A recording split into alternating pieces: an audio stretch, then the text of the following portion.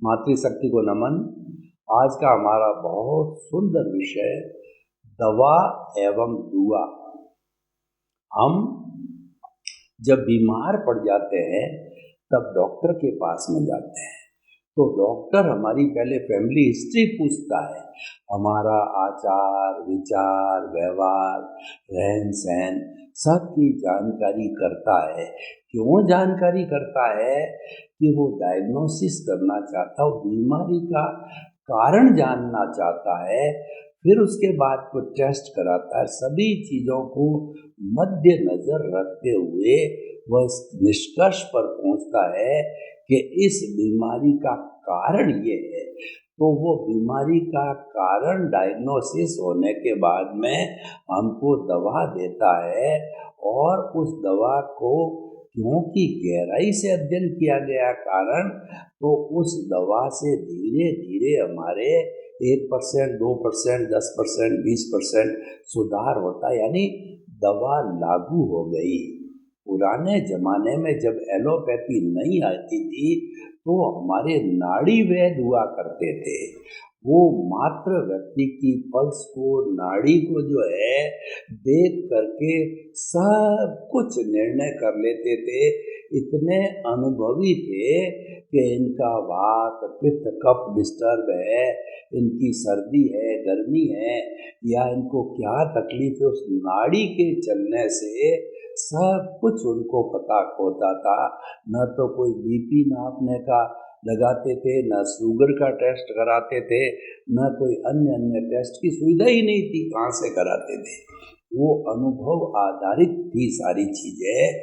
और फिर उसके बाद में आयुर्वेद की दवा देते, यूनानी सिद्धा आयुर्वेद वगैरह योगा ये दवाएं देते, प्राकृतिक चीज़ें देते, और धीरे धीरे हम उस दवा से ठीक हो जाते। आज मेडिकल साइंस ने तरक्की की है, तो आज वो अनुभव की बात तो कम हो गई, लेकिन जांच जो है हम मशीनों पर ज़्यादा आधारित हो गए कि वो मशीन क्या रिजल्ट देती है और फिर वो दवा काम में ली जाती। खैर, समय समय के अपने तरीके हैं, लेकिन हम एक बात कहना चाहते हैं कि जो दवा है जब वो इफ़ेक्टिव हो जाती है तो रोग धीरे धीरे जो है वो कम होने लगता है। तो ये सारा जो फिनोमिना है हमारा, वो हमारा फिजिकल वर्ल्ड का फिनोमिना है, उसको हम व्यवहार जगत भी कह सकते हैं। अब दूसरा, दुआ। दुआ का मतलब आशीर्वाद, शुभ कामना, मंगल भावना, और किसी के प्रति जो है हृदय की गहराई से यह अच्छी भावना करनी कि यह व्यक्ति बहुत लोक कल्याणकारी है, ये जल्दी से जल्दी ठीक हो जावे। सभी लोग उसके लिए दुआ करते हैं, तो वो सारी दुआ आशीर्वाद है, वह भी एक दवा का काम करती है। और अगर उसका आयुष्य खड़ा हो तो उस आशीर्वाद से, उस जो हमारी भाव दवा कहूँगा मैं, दुआ को भाव दवा से जो है वह व्यक्ति ठीक हो जाता है, प्रोवाइडेड आयुष्य खड़ा हो। क्योंकि जो सर्जन लोग होते हैं वो भगवान का रूप होते हैं, वह शल्य चिकित्सा करके गांठ को अलग निकाल देते हैं, बाईपास सर्जरी कर देते हैं। हमारा जो भी अवयव जो निष्क्रिय हो गया है उसको किसी न किसी तरीके से सक्रिय कर देते हैं हमारे सिस्टम को, और हमारी कहना चाहिए वो जो है वो जितने भीतर के जो तत्व है उनको कर देता है। तो अब ऑर्गन्स को इत्यादि को, टिश्यूज को इत्यादि को, तो अब हम जो है इस दुआ को भाव चिकित्सा कहते हैं। भाव चिकित्सा ये हमारे भीतरी जगत का विषय है, ये चेतना से जुड़ा हुआ विषय है। जहाँ भाव आता है वहाँ चेतना, और जहाँ द्रव्य आता है वहाँ जड़। द्रव्य भाव वेदानी, अरे ये सारी जो दुनिया है दो तत्वों से बनी हुई है। The whole cosmos is composed of two substances, that is animate or inanimate, that is conscious and matter। दो ही तत्व है दुनिया में, तीसरा तत्व नहीं है, इसीलिए इसको द्वैत बोला जाता है। इस द्वैत में से जब हम अद्वैत होते हैं, यानी चेतना को, प्योर चेतना को प्योर स्थान मुक्ति में भेज देते हैं, तब वो अद्वैत हो जाता है। इसीलिए हम कहते हैं कि द्वैत में छिपे हुए अद्वैत को ढूंढो, वेद में छिपे हुए अभेद को ढूंढो, समस्या में छिपे हुए समाधान को ढूंढो। वो साइलेंट है, इसीलिए साइलेंट को ढूंढना पड़ता है, और जो दिखाई देता है उसको कोई ढूंढना नहीं होता। देखिए, लॉ ऑफ द नेचर क्या है कि भंवरा है, वो काले कलर का है, काला कलर डोमिनेट है तो वह दिखाई देता है, लेकिन मूल कलर 5 होते, पांचों उसके भीतर है, 4 हिडन है। तो वो जो है, जैसे सफ़ेद, बाकी के 4 जो है सफ़ेद, नीला और जो है वो पीला, हरा इत्यादि, जो बेसिक जो कलर्स है ना, वो कलर्स जो है वह उसमें हिडन है। तो भाई और बहनों, हम क्या कहना चाहते हैं कि दवा और दुआ दोनों मिलकर के रिजल्ट लाती है। तो उसी तरीके से मैं इसको इस तरीके से इंटरप्रेट करता हूँ कि जो बाहर का जगत और भीतर का जगत है, दोनों का सामंजस्य समन्वय करने से रिजल्ट आता है। क्योंकि बाहर का जगत तो हमारा भुगतान है, वो तो जड़ का जगत है, वो तो लायबिलिटी है। वह जब उदय प्रारब्ध के अधीन है, उदय प्रारब्ध जब भुगत लिया गया वो तो समाप्त हो गया, बार बार भुगतते रहते। इसीलिए जो है हमारे कर्म भी 2 तरह के होते हैं, एक घाती कर्म और अघाती कर्म। जो घाती कर्म होते हैं, ज्ञानावर्णीय, दर्शनावर्णीय, मौनी और अंतराय, ये आत्मा की घात करते हैं, आत्मा का गला घोंटते हैं, और ये हर जन्म के अंदर कैरी फॉरवर्ड होते हैं। घट गया, बढ़ गया, घट गया, बढ़ गया, लेकिन आत्मा के साथ कैरी फॉरवर्ड होते हैं। लेकिन शरीर क्योंकि जड़ है, चेतना के कानून अलग है, जड़ के कानून अलग है, भीतर के कानून अलग है, बाहर के नियम अलग है। भीतर पावरफुल होता है और बाहर स्थूल होता है। तो जो भीतर का जगत है वो बाहर के जगत को संचालित करता है, और वह भीतर का जगत सूक्ष्म है। देखिए, आपने मोबाइल के अंदर कभी जो मेमोरी कार्ड लगाया होगा, एक छोटा सा मेमोरी कार्ड, उसके अंदर 100 GB तक का जो है वो सारा डाटा कलेक्ट किया जा सकता है। यानी पूरे जो सेंट्रल लाइब्रेरी यूनिवर्सिटी की एक मेमोरी कार्ड के अंदर डाली जा सकती है। तो वो इतना पावरफुल है। अब आप देखिए, एक परमाणु है जो है तारानगर परमाणु ग्रह के अंदर छोड़ा जाता है, तो एक परमाणु से न्यूट्रॉन, प्रोटॉन इत्यादि तोड़ करके वो हजारों वाट बिजली बना दी जाती है। परमाणु कितना सा छोटा होता है, जो वास्तव में अणु है हमारे जैन दर्शन की भाषा से, और उसको तोड़ करके और बिजली पैदा की जा सकती, क्योंकि वो पावरफुल है। तो हम ये कहना चाहते हैं कि चेतना पावरफुल है, क्योंकि जो कर्मों का बंधन होता है वो चेतना की प्रेजेंस से ही होता है, और चेतना होता है तो ये शरीर चेतनावत होता है, और अगर चेतना निकल जाती है तो ये शरीर जड़ हो जाता है, उसको जला दिया जाता है। तो इसका मोल क्या हुआ कि ये शरीर पिछले जन्म के कर्म के भुगतान के लिए है, और यह जो है भुगतान इस शरीर के द्वारा होता है। लेकिन प्रेजेंस किसी एक चेतना की है, चेतना की प्रेजेंस न हो तो यह कुछ भी कार्य नहीं कर सकता है, इसको एनर्जी नहीं मिलती है, इसको लब्धि वीर्य नहीं मिलता है। तो भाई और बहनों, हम आपको क्या बताना चाहते हैं दवा और दुआ के माध्यम से, कि आप भावों का जो खेल है उस खेल को समझो अच्छी तरह से, क्योंकि उसी भावों से जो है ये द्रव्य कर्म बना है, या बाहर का जगत दवा का जगत बना है। तो वो भावों के ऊपर आप नियंत्रण में रखो। तो भावों पे नियंत्रण कब रखा जाएगा? जबकि चेतना केंद्र में रहेगी। मैं आपको बताऊं कि मैथमेटिक्स की एक फॉर्म है कि एक केंद्र से केवल एक ही वृत्त खींचा जा सकता है, उस वृत्त को परिधि कहते हैं। तो आज से 20, 30, 50 साल पहले उसके केंद्र में गुण रहते थे, गुणी रहते थे, चरित्र रहता था, चरित्रवान लोग हैं। वो हमारे बड़े बड़े ऋषि मुनि, जैसे कहना चाहिए कि जो ऋषि मुनि जो वाल्मीकि जी रहे हैं, या जो हमारे अयोध्या के रहे हैं, तो वो ऋषि मुनि जो है केंद्र में रहते थे। ऋषियों का जो स्थान था वो राजा से ऊपर होता था, और वो राजा लोग जो है वो ऋषि मुनियों की बात को जो है वो समझते थे, उनके आज्ञा का पालन करते थे। उनके आज्ञा बिना कोई काम नहीं करते थे। कहने का ये धर्म नीति का राजनीति में अंकुश था।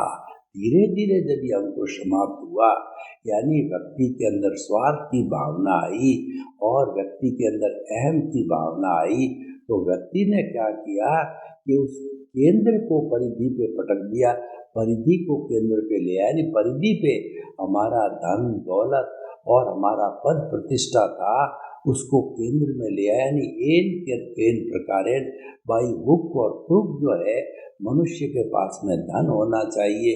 धन से ही जो है व्यक्ति का स्टेटस बढ़ता है, धन से ही व्यक्ति की पहचान बढ़ती है, और व्यक्ति को जो है वो धनवान धन को केंद्र पे ले आए। तो ये बड़ी महाभूल हो गई। जड़ को केंद्र पे ले आए और चेतन को परिधि पे डाल दिया, तो ये बहुत बड़ी भूल हो गई।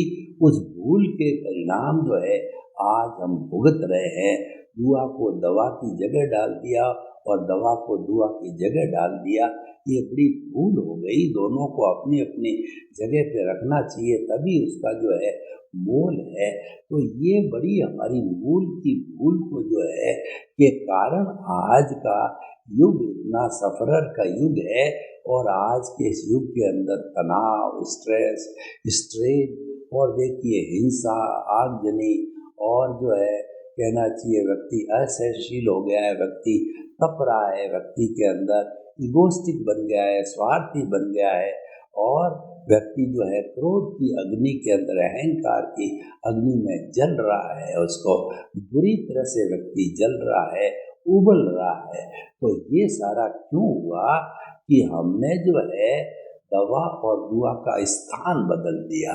दोनों एक ही स्थान में होना चाहिए, अपने अपने मूल स्थान में होने चाहिए। और मूल को जब हम दूसरी जगह स्थानांतरित करते हैं तो कहा जाता है कि मूल के अंदर भूल हो गई। तो अब हमें वो मूल की भूल का पुनः करेक्शन करना जरूरी है। तब हमारा पुराना समय, जो कि संतोष का समय, सादगी का समय, मंगल भावना का समय, लोगों के प्रति अच्छे भाव का समय, दुआ का समय, फिर वो वापस आएगा। तो भाई और बहनों, अब जो उसके लिए हमको करना क्या पड़ेगा?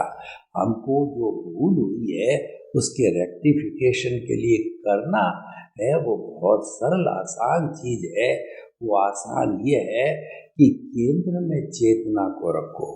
जब चेतना को केंद्र में रखेंगे तो सब समस्याएं स्वतः ही निपट जाएगी। कैसे? मैं आपको दो दृष्टिकोण बताता हूँ, एक सामान्य दृष्टिकोण और एक विशेष दृष्टिकोण। देखिए हमारी चेतना का क्या नियम है।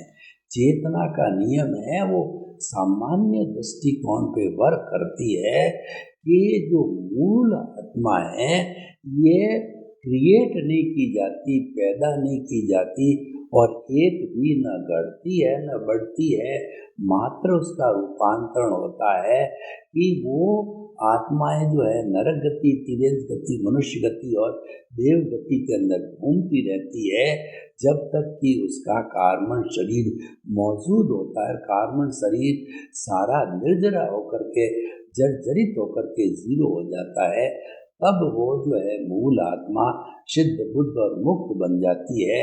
तो मुक्ति में जाने के बाद भी जो है आत्मा की संख्या में कोई फर्क नहीं आता है। यानी चेतना जो है समानता का नियम हर एक पे है। राम की हो, कृष्ण की हो, महावीर की हो, चूहे की हो, बिल्ली की हो, गाय की हो, भैंस की हो, ऊंट की हो, चींटी की हो, सबकी मूल आत्मा द्रव्य आत्मा एक ही है, कोई फर्क नहीं। ये जो विविधता हमको दिखाई देती है, कोई मोटा है, कोई पतला है, कोई गरीब है, कोई अमीर है, कोई दुखी है, कोई सुखी है, इन सब का जो कारण है अपने अपने कर्म है। क्योंकि चेतना जो है वह उसकी प्रेजेंस से जो है वह भाव क्रिएट होते रहते हैं। भाव क्रिएट करना ये चेतना की प्रेजेंस से ये करती तो प्रतिष्ठित आत्मा है, लेकिन चेतना की प्रेजेंस से होता है। इसलिए प्रतिष्ठित आत्मा अगर भाव डालती है तो कॉजल बॉडी बनती है, और भाव नहीं डालती है तो नो कॉजल बॉडी मीन्स जो है हम मुक्ति की ओर जा रहे हैं।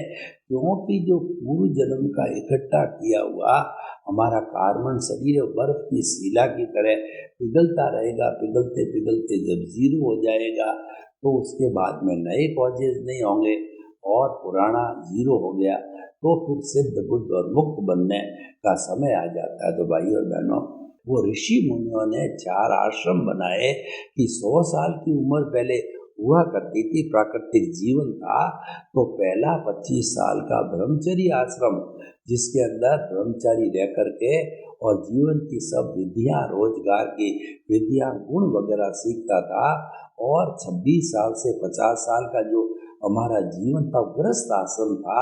शादी ब्याह, बाल बच्चे, पढ़ाना लिखाना, उनको पैरों पर खड़ा करना, और जो ही पैरों पे खड़े हो गए और व्यक्ति 50 साल संपन्न हो गया, 51 से 75 था, वो वानप्रस्थ जीवन था। वानप्रस्थ का मतलब घर में रहते हुए घर से दूर संन्यास नहीं लिया है। आप घर में रहो, लेकिन आपका कार्य है वो लोक कल्याण, जगत कल्याण, सेवा, परोपकार का कार्य होना चाहिए, जिसमें आपकी रुचि हो। उसके अंदर तन की सेवा, मन की सेवा, धन की सेवा जितनी दे सको करो, उसको प्राथमिकता दो, और परिवार है सेकेंडरी हो गया।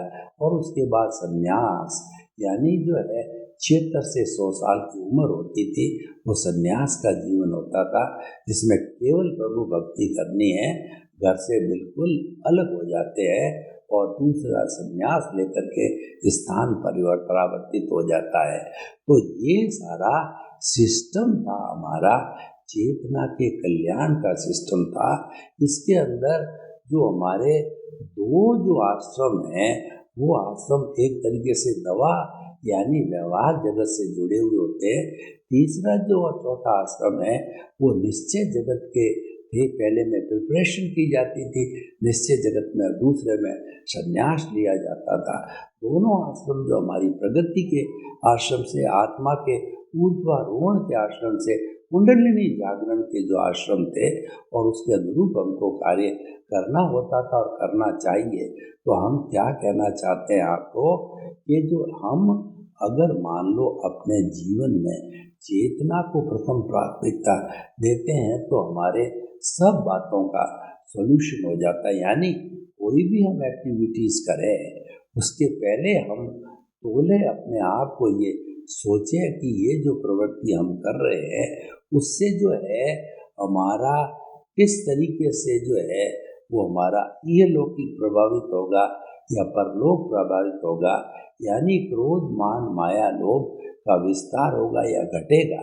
हमारा अंकुश इस बात पे होना चाहिए, अज्ञान घटना चाहिए, क्योंकि आत्मज्ञान ही सच्चा ज्ञान है, शेष सब अज्ञान है। इस पॉइंट को मध्यगत नजर रखते हुए हमारे सनातन सत्य के जो दोनों नियम हैं, उन नियमों में से जो दूसरा नियम है कि मन वचन काया से मुक्त ऐसा मैं शुद्ध आत्मा हूँ, इस नियम की स्थापना की जानी चाहिए।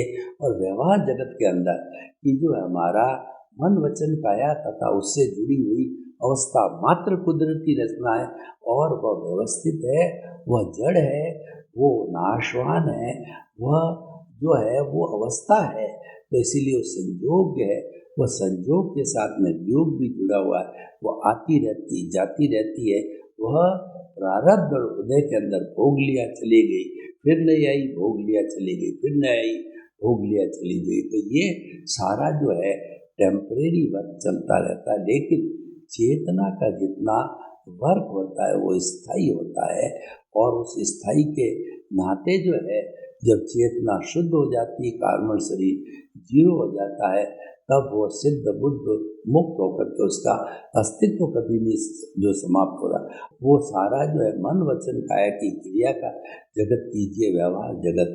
और दूसरा जो जगत है हमारा दुआ का जगत है, वो भावों का जगत है, वो चेतना का जगत है। जब कभी भी हम आत्मचिंतन में लगते हैं या हमको आत्मा के पद पर बिठा दिया जाता है, ज्ञानी की कृपा से, हमारे जो पुण्योदय से हमको सदगुरु या ज्ञानी पुरुष ज्ञान देते हैं, और ज्ञान दे करके वो हमसे एक MOU करवाते हैं कि जो है द्रव्य कर्म भाव कर्म 9 कर्म मन वचन काया तथा मेरे नाम की सब माया आप प्रकट परमात्मा प्रभु के सुचरणों में समर्पित करता हूँ। हम सरेंडर हो जाते हैं, भक्ति मार्गी बन जाते हैं कि हे भगवान जो कुछ भी है आप हो, और आप ही जो करने वाले हो, और आप ही जो है सब चीज़ों को देखने वाले, आप तो मेरे को मुक्त करो, मुझे मुक्ति की ओर भेजो, ऐसा मुझे काम करो। तो हम आपको ये बताना चाहते हैं कि जो है ये हमारा जो दवा और दुआ का काम है, ये द्रव्य और भाव का काम है।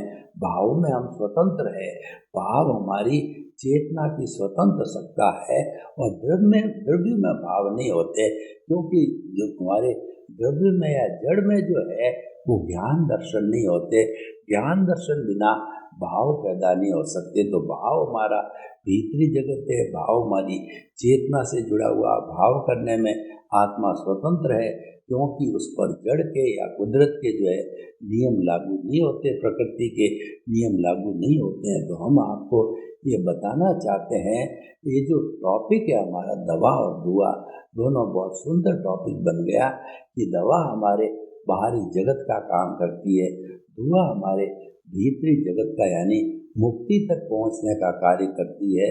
तो हमें दोनों के बीच में संतुलन बिठाना पड़ता है, यानी जब कोई बीमार हो तो उसको दवा भी दो और उसके प्रति दुआ भी करो, मंगल भावना करो। जब दोनों कार्य हम कर लेते हैं, दोनों कार्य को बराबर चला देते हैं, तो वो कोई भी कमी वैसी होती है वो निकल जाती है, हमारा विषय हॉलिस्टिक हो जाता है। और उसमें कोई बुराई भी नहीं है कि हम जो अगर अनेकांतवादी दृष्टिकोण अपनाते हैं तो कोई दिक्कत वाली बात नहीं है, क्योंकि एकांतवाद होता है वह लिमिटेड हो जाता है। एकांतवाद है वह केवल जो है एक पक्ष की बात करता है, जबकि हम तो अनेकांतवादी जो है वो हम असंख्य चेतनामय परमाणुओं के पिंड को हम जो है आत्मा कहते हैं। यानी कि जो हमारा भाव पक्ष है वो बहुत गहराई तक, सूक्ष्मता तक जाता है, और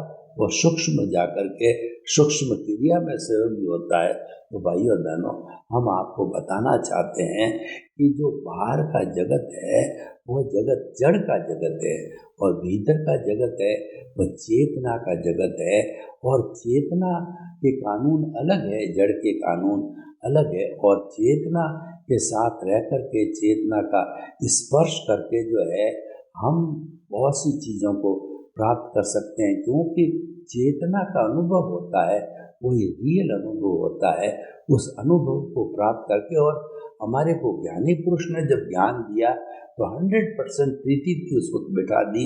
रात को 12 बजे भी हमारे को कोई कहे तुम कौन हो, तो हम तुरंत जवाब देते हैं कि रिलेटिव व्यू पॉइंट से जो है मैं सोहन राज हूँ, और रियल पॉइंट ऑफ व्यू से मैं जो है शुद्ध आत्मा हूँ। तो इस तरीके का जब हमको ये भेद विज्ञान आ जाता है, जड़ और चेतन का भेद विज्ञान, ये शरीर अलग है, मैं अलग हूँ, मैं तो जो है शुद्ध परमात्मा स्वरूप हूँ, और ये जड़ है, विनाशी है, अवस्था मात्र। तो जब इसका जो है हमको ज्ञान आ जाता है, तो स्नेह स्नेह जो है हमारा व्यवहार जगत है वह बहुत ही सुधरने लग जाता है। और साथ साथ के अंदर जो भाव जगत है, जो कि हमारा खुद का यानी आत्मा का जगत है, वह जगत भी जो है काफ़ी आगे विकसित होने लग सकता है। तो हम ये कहना चाहते हैं कि जो हमारा दवा और दुआ टॉपिक है, ये दोनों जगत से मिला हुआ है। दोनों जगत का सामंजस्य बिठा करके हम शाश्वत सुख को प्राप्त कर सकते हैं। सर्वे भवन्तु सुखिनः, सर्वे सन्तु निरामया। लोक के सब जीवों को सुख मिले, शांति मिले, आनंद मिले, प्रेम मिले, स्वास्थ्य भले। आपके प्रति मंगल भावना। ओम शांति। ओम शांति।